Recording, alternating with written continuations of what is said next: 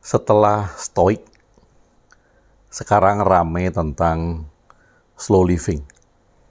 Kalau kita melihat beberapa video yang lewat di YouTube, beberapa membahas tentang slow living. Atau bahkan ada selebritis, influencer yang kemudian menerapkan gaya hidup slow living. Dan ini menjadi perbincangan yang menarik.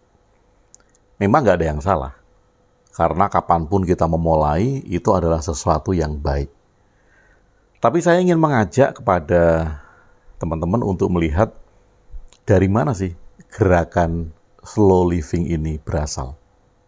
Tembanging jiwa, ing rasa pangrasa, jumbuing cahya ning donya. Kang arani tan kena kinaya ngopo. Slow living itu berasal dari gerakan slow. Nama awalnya gerakannya adalah gerakan slow di Italia tahun 1980. Jadi gerakan itu dimulai dari Italia tahun 1980. Gerakan itu adalah gerakan slow pada awalnya. Mengapa slow? Karena mereka mengajak untuk kampanye tentang slow food, yaitu tandingan dari fast food. Nah, tahun 1980 ini mereka sudah punya kesadaran bahwa fast food itu memberikan dampak yang nggak bagus bagi kesehatan holistik. Maka kemudian ada gerakan slow food. Maksudnya adalah gerakan untuk kembali kepada makanan yang tidak cepat saji. Makanan yang dinikmati pelan-pelan, diproses secara natural pelan-pelan, kemudian disajikan, dan orang tidak cepat-cepat.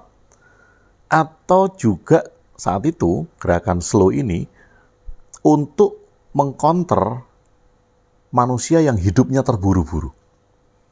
Nah, ini bagus kan? Tahun 1980 sudah ada kesadaran tentang slow atau kembali kepada proses alami. Karena proses alami itu semuanya nggak ada yang cepat. Semuanya butuh waktu.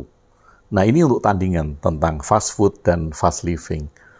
Nah, ini menarik loh.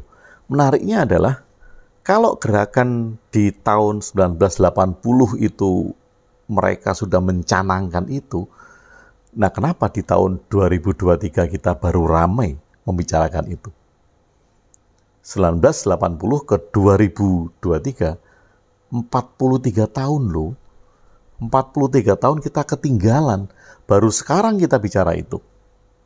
Memang nggak ada yang salah, tentu saja.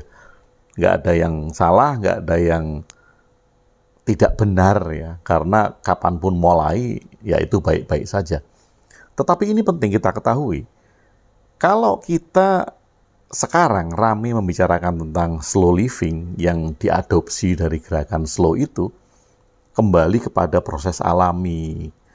Manusia perlu sejenak untuk kembali ke alam, relaksasi, mengendapkan pikiran, hidup tidak terburu-buru, hidup tidak konsumtif, tidak mengejar kekayaan dengan sangat, tidak mengejar ketenaran, tidak ngoyo.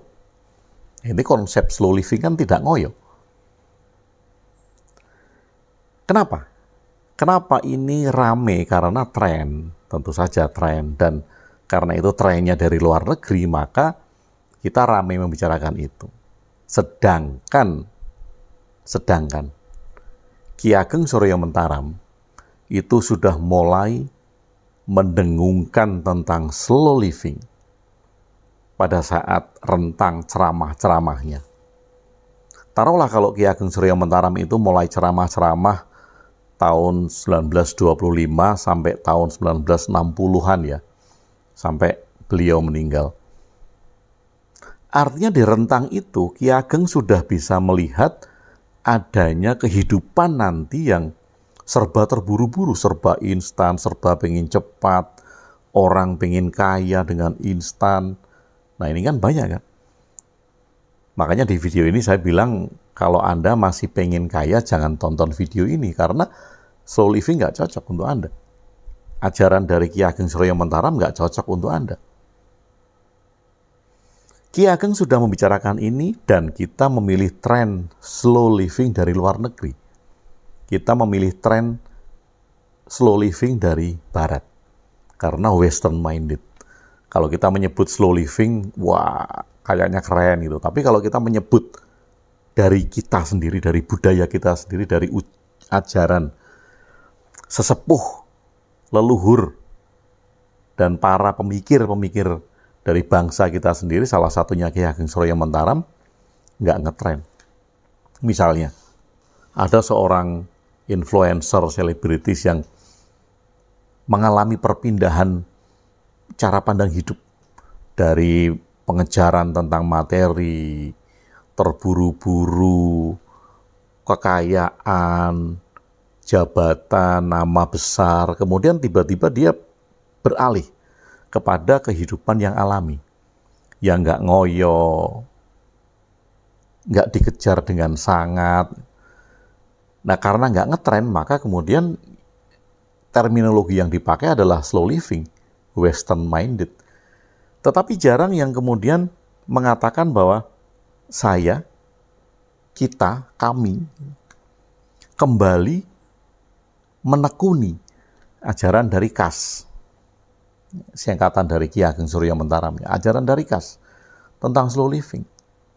Nah, Ki Ageng ini sudah mendengungkan itu. Apa itu ajaran slow living dari Ki Ageng? 6 so. Jadi ada 6 so. Sak cukupi. Yang pertama ini, sak cukupi. Kita itu hidup cukup. Cukup ya. Yang menyebabkan kita nggak cukup kan karena keinginan kita. Yang menyebabkan kita nggak cukup adalah karena kita ingin seperti tetangga. Kita ingin seperti orang lain. Kita ingin seperti yang lain-lain. Kemudian kita ngoyo. Sak cukupi. Hidup secukupnya. Slow living kan konsepnya cukup. Konsepnya tidak mengejar dengan mati-matian. Kalau ada, mari kita nikmati. Kalau tidak ada, jangan dicari. Jadi cukup. Konsep pertama dari Ki Ageng untuk slow living itu adalah sak cukupe. Cukup. Uang yang Anda dapatkan, hal-hal yang kita dapatkan, itu cukup. Kalau kita menginginkan lebih, itu adalah keinginan. Kemudian kedua, tadi sak cukupe, kemudian sak butuhe. Kita mengerjakan sesuatu, mendapatkan sesuatu, karena butuh, bukan karena ingin. Cukup, kemudian butuh. Sak cukupe, sak butuhe. Butuh nggak sih? Kalau aku mau melakukan ini, butuh nggak? Kalau aku mau mendapatkan ini, butuh nggak? Kalau aku akan mencapai ini, itu butuh nggak? Oke, sak cukupe, sak butuhe, kemudian sak perlu nih. Perlu nggak ini buat aku? Gitu. Kalau ini aku gapai, ini perlu nggak? Kalau aku menempuh jalan ini, perlu nggak? Sak cukupe, sak butuhe, sak perlu nih. Kemudian keempat itu adalah sak penae. Penak itu artinya nyaman ya. Kita nyaman apa enggak? Kadang-kala kan kita tidak menerapkan hal-hal yang membuat kita nyaman. Kita push the limit. Wow, kalau kata-kata dimotivasi, push the limit, walaupun itu enggak nyaman. Break the limit, lampaui kenyamanan Anda. Keluar dari zona nyaman. Itu motivasi. Tetapi Ki Ageng tidak menganjurkan itu. Ki Ageng menganjurkan untuk kita nyaman, penak. Penak itu nyaman ya. Sak penake. Sak cukupe, sak perlune, sak butuhe, sak penake. Kemudian sak mestine. Mesti enggak gitu. Sak mestine itu mesti, atau hal-hal yang akan kita capai itu tepat nggak? Mesti nggak? Sak mestine itu tepat nggak? Kalau memang nggak tepat, misalnya saya hanya punya uang 1 juta gitu, kemudian apa yang ingin saya capai ini membutuhkan uang 2 juta. Ini mesti saya capai. Kalau saya, apa yang saya punya itu kurang dari yang dibutuhkan untuk menggapai sesuatu, ini mesti nggak dilakukan. Sak mesti ini. Kemudian sak beneri. Bener nggak ini harus aku tempuh? Bener nggak ini harus aku raih? Bener nggak ini harus aku gapai? Nah, konsep Ki Ageng ini sangat luar biasa sekali. Sak cukupe, sak butuhe, sak penae, sak perlune, sak mestine, sak bendere. Nah, ini slow living banget kan? Ya memang Ki Ageng tidak menggunakan istilah slow living. Ki Ageng menggunakan istilah nek ono ya dinikmati, nek ora ono aja digoleki. Nah, konsep ini dari Ki Ageng itu sudah meliputi slow living, udah meliputi present moment, udah meliputi the power of no, udah meliputi apa yang selalu dibicarakan di dalam stoik. Dan Ki Ageng sudah membicarakan itu semua. Hanya sekali lagi karena kita western minded, maka Ki Ageng ini kurang populer. Apa yang diajarkan oleh Ki Ageng Suryo Mataram kurang populer dan tidak banyak yang menggali. Padahal sangat relevan sekali untuk zaman sekarang, untuk kehidupan sekarang, untuk mempersiapkan remaja-remaja, generasi-generasi muda untuk menghadapi hidup di masa depan yang penuh dengan dinamika. Kita butuh Ki Ageng. Dan kita butuh menggali ajaran-ajaran seperti ajaran dari Ki Ageng Suryo Mataram. Saya mengajak kepada Anda semua, sahabat-sahabat saya, mari kita populerkan ajaran-ajaran dari negeri sendiri. Sebagai salah satu contohnya adalah Ki Ageng Suryo Mataram, karena mereka yang berasal dari kita, yang tahu tentang seluk-beluk budaya,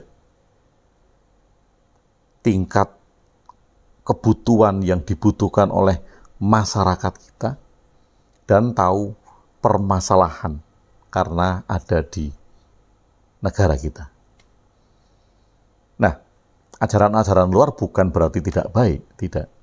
Tetapi ada beberapa hal yang tidak cocok atau tidak sesuai dengan budaya kita di sini. Mari teman-teman, kita gali lebih dalam budaya kita dan ajaran-ajaran luhur yang pernah kita punyai.